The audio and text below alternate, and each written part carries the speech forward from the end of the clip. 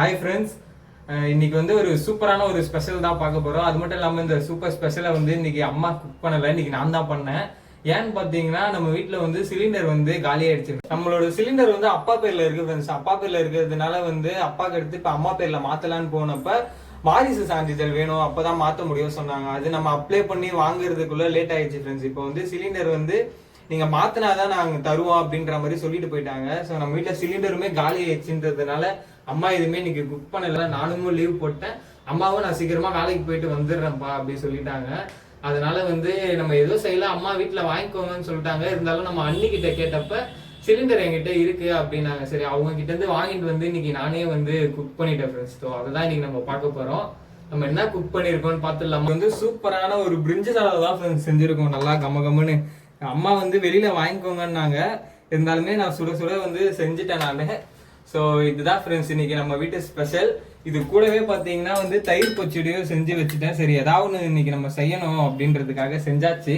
அதுவும் இல்லாமல் சூப்பராக செஞ்சிருக்கேன், செம்மையா வந்திருக்கு ஃப்ரெண்ட்ஸ் இந்த பிரிஞ்சு சாதம். ஸோ நம்ம வந்து நிறைய ஐட்டம் செய்யலாம்னு பார்த்தா அண்ணியோட சிலிண்டர் பார்த்தீங்கன்னா வந்து வேற பிராண்டு. ஸோ அதை நம்ம அவங்க கிட்ட ரொம்பவும் காலி பண்ணிடக்கூடாது, அவங்க கிட்ட கொடுத்துடணுன்றதுக்காக நம்ம சிம்பிளா எதனா செஞ்சிடலான்ட்டு இந்த மாதிரி பிரிஞ்சு சாதம் செஞ்சிருக்கேன்.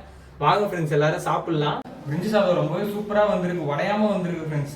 நானும் உடஞ்சிருமோ என்னன்னு பார்த்தேன், ஆனா செம்மையா வந்திருக்கு.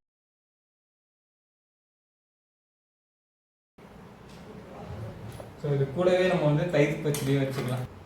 பிரிஞ்சு சாதத்துக்கு தயிர் பச்சடி ஏன் சாப்பிட்றோம்னா அது ஒரு ஜீரணத்துக்காகவும் செரிமானத்துக்கு வந்து தயிர் வந்து ரொம்பவே சூப்பராக உதவுன்றதுக்காக தான் சொன்னிச்சு இந்த மாதிரி ஒரு காம்பினேஷன் ரெடி பண்ணி வச்சிருக்காங்க.